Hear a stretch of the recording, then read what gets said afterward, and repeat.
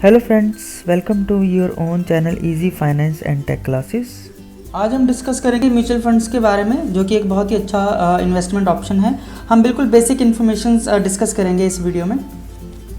तो हम डिस्कस करते हैं कि म्यूचुअल फंड्स होते क्या हैं। इसको समझने से पहले हमें थोड़ा सा शेयर मार्केट के बारे में भी समझना होगा, उसके पास्ट के परफॉर्मेंसेस के बारे में समझना होगा। इसके लिए मैंने आपके सामने बॉम्बे स्टॉक एक्सचेंज का लॉन्ग टर्म का चार्ट प्रेजेंट किया है। अगर आप देखोगे तो 1986 में इसकी वैल्यू 500 समथिंग के आसपास थी, लेकिन ईयर 2020 में ये वैल्यू 41,000 के भी ऊपर चली गई है। तो अगर आपकी इन्वेस्टमेंट इस एरिया में या इन किसी ईयर्स में हुई होगी तो आपकी वैल्यू आप देखो कहाँ से कहाँ पहुँच चुकी होगी। लेकिन अगर आप बीच के किसी टाइम फ्रेम में देखो, लेटर से इस एरिया में अगर आप बात करो और अगर आपकी इन्वेस्टमेंट इस टॉप के एरिया में या इस टॉप के पॉइंट पे हुई होगी तो आप देखो ये वैल्यू आने में आपको काफ़ी साल लग गए होंगे, और इसके बाद लेकिन आप स्टिल इन्वेस्टेड रहे होगे तो आपकी वैल्यू करंट वैल्यू से अगर आप कंपेयर करोगे यहाँ पे तो आपको काफ़ी अच्छा एक रिटर्न मिल रहा होगा। तो यहाँ पे एक इम्पॉर्टेंट चीज़ ये है कि म्यूचुअल फंड मैनेजर्स आपकी इन्वेस्टेड अमाउंट को फर्दर किसी इन्वेस्टमेंट ऑप्शन में इन्वेस्ट करते हैं, और शेयर मार्केट उन्हीं में से एक ऑप्शन है। तो अब हम डिस्कस करते हैं कि एक्चुअल में म्यूचुअल फंड्स क्या होते हैं।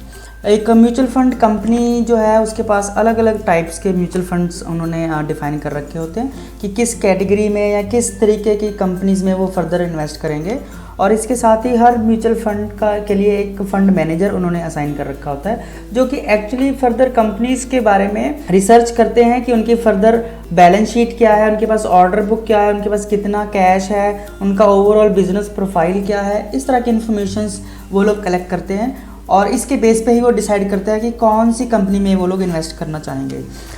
एक फंड मैनेजर ये फॉलोइंग पॉइंट्स के ऊपर फर्दर डिसीजन ले सकता है। एक फंड में एक से ज़्यादा शेयर्स हो सकते हैं, तो फंड मैनेजर ये डिसाइड करता है कि कितने नंबर ऑफ़ शेयर्स उसके फंड में होने चाहिए। जनरली ये 30 से 50 या अप टू 60 शेयर्स भी होते हैं।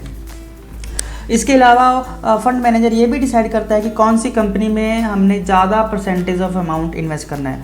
लेट अस से अगर 50 कंपनीज़ में इन्वेस्टमेंट है और रिलायंस, जिसका नाम हम सभी लोगों को पता है, और उस कंपनी में अगर इन्वेस्ट करना होगा और उसी के कंपैरिजन में कोई और XYZ कंपनी है जो अभी बिल्कुल न्यू है, तो उसमें भी अगर उन्होंने इन्वेस्ट करना होगा तो वो रिलायंस में ऑब्वियसली ज़्यादा अमाउंट इन्वेस्ट करना चाहेंगे, क्योंकि ऑब्वियसली वो बहुत बड़ी कंपनी है, उसके पास बहुत बड़ा ऑर्डर बुक है, उसका ओवरऑल बिजनेस प्रोफाइल बहुत अच्छा है। इसके साथ वो ये भी डिसाइड कर सकता है कि कब किसी भी शेयर को बाय या सेल करना है। उसके राइट प्राइस को वो लोग ट्रैक करते हैं, किस प्राइस पे उसको बाय करना चाहिए और किस प्राइस पे उसको सेल करना चाहिए। ये सारे डिसीजंस फंड मैनेजर लेता है। इसके अलावा टोटल अमाउंट जो भी उसके पास डिपॉजिटेड होती है एक फंड में, उसका वो लगभग 2 से 5% तक अमाउंट कैश होल्ड करके रखते हैं। But as per SEBI guidelines ये 35% तक अमाउंट हो सकता है। ये जनरली उस पर्पज़ के लिए होता है कि वो किसी भी शेयर के राइट प्राइस आने तक का वेट करते हैं, तभी वो इन्वेस्ट करते हैं। इस पर्पज़ के लिए वो लोग कैश अमाउंट हमेशा अपने पास होल्ड करके रखते हैं। और इसी तरह के कुछ और रूल रेगुलेशंस होते हैं, कुछ और फंड के लिए कुछ डिसीजंस होते हैं जो फंड मैनेजर ले सकता है।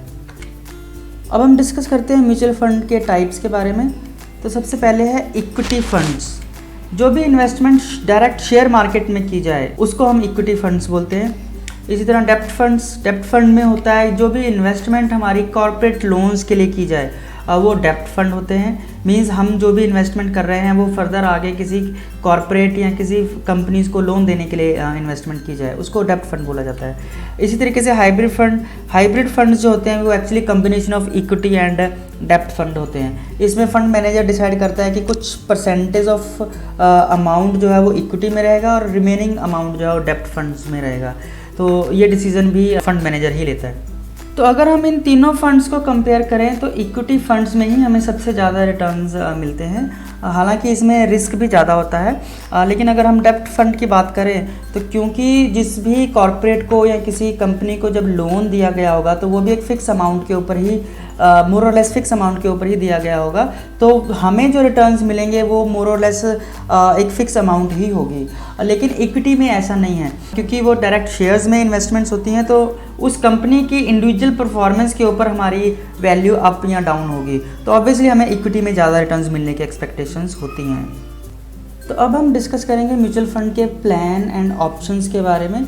तो प्लान्स में सबसे पहला पॉइंट होता है डायरेक्ट प्लान्स। जैसे कि नाम से ही हमें समझ में आ रहा है कि कोई भी प्लान जब आप डायरेक्ट किसी म्यूचुअल फंड से बाय कर रहे हो तो उसको हम डायरेक्ट प्लान्स बोलते हैं। एक और ऑप्शन होता है थ्रू ब्रोकरेज, मीन्स किसी आप ब्रोकरेज कंपनी है उसके थ्रू आप अगर इन्वेस्ट कर रहे हो तो उसको ब्रोकरेज के थ्रू इन्वेस्टमेंट बोला जाता है, लेकिन उसमें आपको उस ब्रोकरेज फर्म को एडिशनल अमाउंट पे करना पड़ता है। तो इस अमाउंट से बचने के लिए ये रिकमेंडेड होता है कि हम डायरेक्ट प्लान्स बाय करें, क्योंकि आज की डेट में सारे ही प्लान्स ऑनलाइन अवेलेबल होते हैं, तो सभी कंपनीज हमें डायरेक्ट प्लान्स भी प्रोवाइड करती हैं। तो अगर हम इसकी फर्दर ऑप्शंस के बारे में बात करें तो इसमें सबसे पहला ऑप्शन आता है ग्रोथ, क्योंकि हमारी इन्वेस्टमेंट किसी न किसी शेयर मार्केट में किसी शेयर्स को बाय करने के लिए की गई होगी। तो कई बार कुछ कंपनीज कुछ डिविडेंड अनाउंस करती हैं टाइम टू टाइम, ये कोई मैंडेटरी नहीं है लेकिन कुछ कंपनीज अनाउंस करती हैं। तो वो डिविडेंड अमाउंट हम चाहते हैं कि हमारे ही प्लान में फर्दर री इन्वेस्टेड रहे, मीन्स जो प्लान हमने लिया है उसी में इन्वेस्टेड रहे, तो उसके लिए हम ग्रोथ ऑप्शन पिक करते हैं। इसके अलावा एक ऑप्शन होता है डिविडेंड री इन्वेस्ट। ये भी वही होती है कि डिविडेंड फंड हाउस को मिला, लेकिन वो फंड हाउस फर्दर इस डिविडेंड अमाउंट को किसी और म्यूचुअल फंड में या किसी और स्कीम में इन्वेस्ट करे, उसको हम बोलते हैं डिविडेंड री इन्वेस्ट। तो अगला ऑप्शन होता है डिविडेंड पे आउट। इसमें कि मीन्स अगर आपके फंड हाउस को कुछ डिविडेंड मिला है तो वो डायरेक्ट सिर्फ आपको एज सच जो भी डिविडेंड का अमाउंट है वो आपको पे आउट कर दें, लेकिन ये रिकमेंडेड रहता है कि हम ग्रोथ वाली ऑप्शन को पिक करें। उससे क्या होगा कि जो भी अमाउंट हमें डिविडेंड के रूप में मिली है वो दोबारा से आपकी उसी फंड में इन्वेस्टेड रहेगी वैल्यू। इसके अलावा कुछ कैटेगरीज भी हैं, सभी कंपनीज को किसी कैटेगरीज में डिवाइड किया हुआ है। तो ये जनरली कैटेगरीज होती हैं large cap, mid cap, small cap, large और mid cap, multi cap, sector specific, इसी तरह की कुछ और कैटेगरीज भी डिफाइन की हुई हैं। लार्ज कैप मीन्स कि जो बहुत बड़ी बड़ी कंपनीज हैं, जो टॉप की 100 या 200 कंपनीज हैं, सिर्फ उन्हीं को लार्ज कैप में कंसिडर किया जाता है। तो अगर आपने कोई लार्ज कैप कैटेगरी का कोई फंड लिया हुआ है, इट मीन्स आपकी टॉप की 100 कंपनीज में ही सिर्फ वो इन्वेस्टेड होगा, 100 या 200 जो भी उसकी कैटेगरी की डेफिनेशन होगी, लेकिन उसके अलावा किसी और कंपनी में नहीं। इसी तरह मिड कैप में सिर्फ और सिर्फ जो सेकंड लेवल की टॉप की लार्ज कैप कंपनी को छोड़ के जो मिड कैप वाली कंपनीज हैं उसमें ही इन्वेस्टमेंट रहेगा। सिमिलरली स्मॉल कैप है, इसी तरह लार्ज और मिड कैप का भी एक कैटेगरी बनी हुई है जिसमें कुछ सेक्शन लार्ज में रहेगा और कुछ सेक्शन मिड कैप में रहेगा। मल्टी कैप में सारी कैटेगरीज को क्लब कर दिया गया है। इसी तरह सेक्टर स्पेसिफिक भी होता है, लाइक अगर आपका कोई म्यूचुअल फंड हाउस ऐसा है जो किसी स्पेसिफिक सेक्टर में ही इन्वेस्ट करता है, लाइक बैंकिंग सेक्टर में इन्वेस्ट किया, उसके पास सारे के सारे बैंकिंग सेक्टर के ही शेयर्स हैं, या फिर आपके ऑटो सेक्टर में है, मेटल सेक्टर्स में है, इस तरह के सेक्टर स्पेसिफिक म्यूचुअल फंड्स भी होते हैं। अब हम इन्वेस्टमेंट ऑप्शंस के बारे में डिस्कस कर लेते हैं। तो सबसे पहला ऑप्शन होता है लमसम। लमसम का मतलब है कि किसी भी म्यूचुअल फंड में आपके पास एक मुश्त अमाउंट आप इन्वेस्ट करना चाहते हो, पूरा का पूरा अमाउंट आप एक ही बार में इन्वेस्ट करना चाहते हो, उसको हम लमसम बोलते हैं। इसके अलावा दूसरी ऑप्शन होती है SIP, systematic investment plan.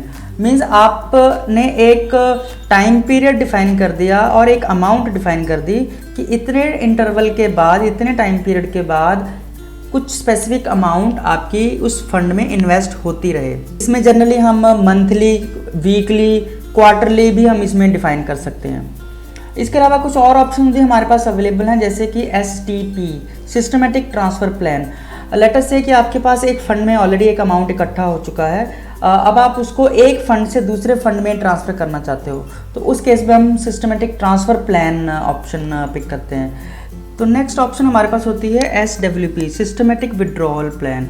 Means अगर आप अपने फंड से सिस्टमेटिकली पैसों को विड्रॉ करना चाहते हैं तो वो भी आप यहाँ पे डिफाइन कर सकते हैं। उसमें भी आप एक टाइम फ्रेम डिफाइन करेंगे और एक अमाउंट डिफाइन करेंगे कि एवरी मंथ या एवरी वीक या एवरी क्वार्टरली कुछ सर्टेन अमाउंट आपके फंड से विड्रॉ होती रहे, तो वो भी आप यहाँ से सेट कर सकते हो। इसके अलावा आप अपने फ़ंड से कुछ पैसे विड्रॉ भी कर सकते हो, उसके लिए रिडीम की ऑप्शन आती है, लेकिन रिडीम करने से पहले आप अपने फ़ंड की फ़र्दर टर्म्स एंड कंडीशन को ज़रूर पढ़ लें, क्योंकि उसमें अलग अलग फंड्स में ये डिफ़ाइन होता है कि अगर आप किसी सर्टन टाइम पीरियड से पहले कुछ अमाउंट को विड्रॉ करते हो तो उस पर आपको कुछ चार्जेस फंड हाउस को पे करने होते हैं। जनरली वो 1 साल से कम टाइम पीरियड का होता है कि अगर आप 1 साल से कम टाइम पीरियड में ही अगर कुछ पैसों को विड्रॉ कर रहे हो तब भी वो एप्लीकेबल होती हैं, बट स्टिल आप टर्म्स एंड कंडीशन को एक बार ज़रूर पढ़ लें। अगर हम लॉकिंग पीरियड की बात करें तो जनरली म्यूचुअल फंड्स में कोई लॉकिंग पीरियड नहीं होता है, लेकिन इनमें एग्जिट लोड चार्जेस ज़रूर होते हैं। अगर आप किसी सर्टेन टाइम पीरियड से पहले अमाउंट को विड्रॉ करते हो तो आपको ये एग्जिट लोड चार्ज देना होता है। जनरली ये टाइम पीरियड 1 ईयर या इससे कम टाइम का होता है और जो एग्जिट लोड चार्ज होता है वो 1% के नियर अबाउट होता है। लेकिन अगर आपकी investment ELSS equity linked saving scheme category के अंडर हो रखी है तो उस कैटेगरी में 3 इयर्स का लॉकिंग पीरियड ज़रूर होता है, लेकिन वहाँ पे की गई इन्वेस्टमेंट के ऊपर आप 80C का टैक्स बेनिफिट ज़रूर ले सकते हो। तो मैं उम्मीद करता हूँ कि म्यूचुअल फंड के बारे में जो बेसिक इन्फॉर्मेशन मैंने शेयर की है वो आपको समझ में आ गई होगी और आपके लिए हेल्पफुल रही होगी। इसके बाद मैं कुछ और वीडियोस भी अपलोड करूंगा जिसमें मैं आपको बताऊंगा कि आप ऑनलाइन कैसे अपने म्यूचुअल फंड्स के लिए अप्लाई कर सकते हो, SIP स्टार्ट कर सकते हो, इसके लिए क्या क्या डॉक्यूमेंट्स आपको चाहिए होंगे। अगर आपके कुछ क्वेश्चंस हैं तो आप कमेंट सेक्शन में लिख के मेरे से पूछ सकते हो। आप मेरे टेलीग्राम चैनल को भी फ्री में ज्वाइन कर सकते हो, उसका लिंक आपको वीडियो के डिस्क्रिप्शन में मिल जाएगा। इसके साथ ही अगर आपको मेरा ये वीडियो पसंद आया हो तो इसको लाइक कीजिए, अब मेरे चैनल को सब्सक्राइब कीजिए और अपने फ्रेंड सर्कल में इस वीडियो को शेयर कीजिए। Thank you for watching.